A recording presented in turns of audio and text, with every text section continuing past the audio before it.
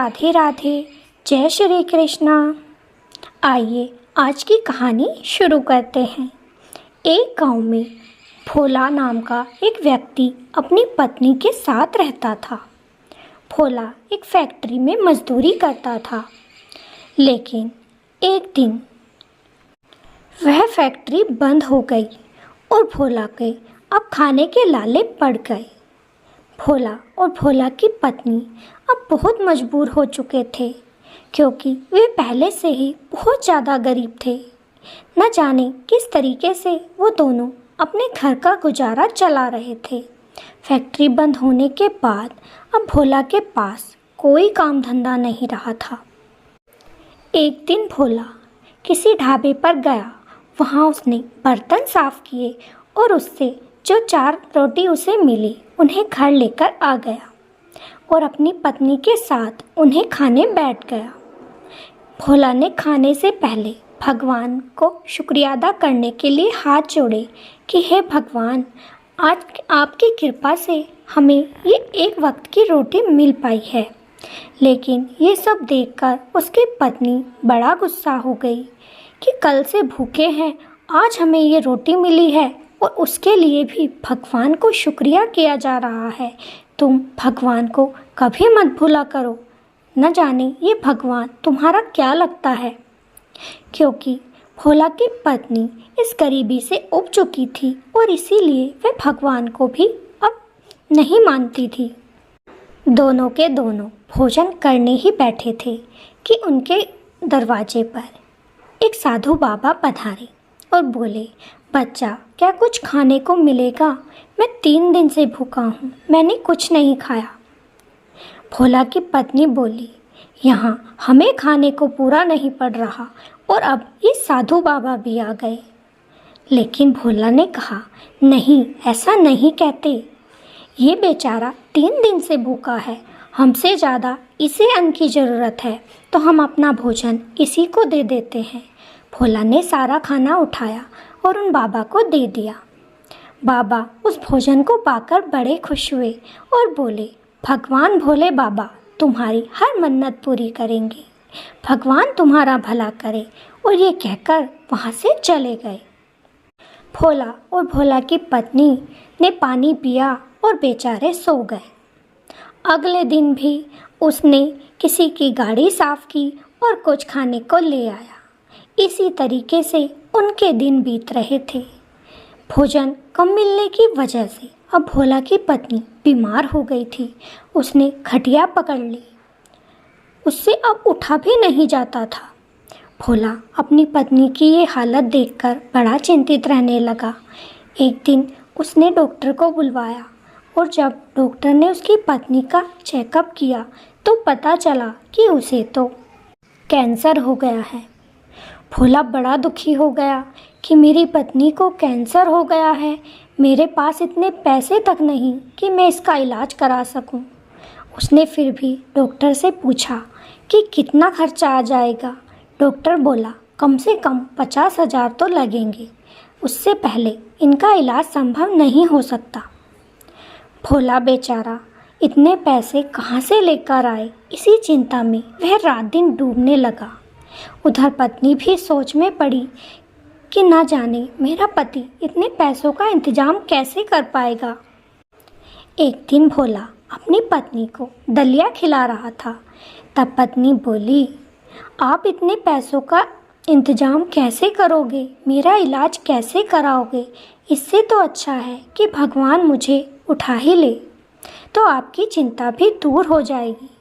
तब भोला ने कहा, अरे भाग्यवान, ऐसा मत कह, मैं अपनी एक किडनी बेच दूंगा, लेकिन तेरा इलाज ज़रूर करवाऊंगा। सुना है किडनी बहुत महंगी बिकती है। उसने मन में ठान लिया कि वह कल जाकर अपनी किडनी बेच देगा। अब वे दोनों पति पत्नी रात को सो गए तो रात को भोला को भोले बाबा सपने में दिखाई दिए और बोले, भोला, अब तेरे दुख के दिन बीतने वाले हैं। तुझे अपनी पत्नी के इलाज के लिए कोई किडनी बेचने की आवश्यकता नहीं है। मैं तो तेरी परीक्षा ले रहा था। सावन का महीना शुरू हो गया है, तो मेरी कावड़ लेकर आ और उसी जल से अपनी पत्नी को स्नान कराना। देखना तेरी पत्नी बिल्कुल ठीक हो जाएगी। ये कहते ही भोले बाबा अंतर ध्यान हो गए। जब भोला की आंखें खुली तो वह बड़ा खुश हुआ कि भोले बाबा ने शायद मेरी मुराद सुन ली। वह अगले दिन कांवड़ लेने हरिद्वार को चला गया। वहाँ उसने स्नान किया, पूजा पाठ किया और फिर 2 मटकों में पानी भरा और कांवड़ लेकर वहाँ से चल दिया। चलते चलते काफ़ी समय बीत चुका था। भोला के मन में एक खुशी की लहर थी कि इस पानी से जब मेरी पत्नी स्नान करेगी तो वह ठीक हो जाएगी। लेकिन जिस रास्ते से भोला जा रहा था उसी रास्ते पर एक कोढ़ी बाबा बैठे हुए थे। वह भोला को देखकर बोले, अरे बेटा, इस कोढ़ी की कोई तो मदद करो। मेरा कोढ़ ठीक होने का नाम नहीं लेता। मैं बहुत परेशान हूँ। अगर तुम इस पानी से मुझे स्नान करा दोगे तो मेरा कोढ़ बिल्कुल ठीक हो जाएगा। भोला सोचने लगा कि अगर मैंने इस पानी से इन बाबा को स्नान करा दिया तो मेरी पत्नी की बीमारी कैसे ठीक होगी, वह कैसे स्नान कर पाएगी।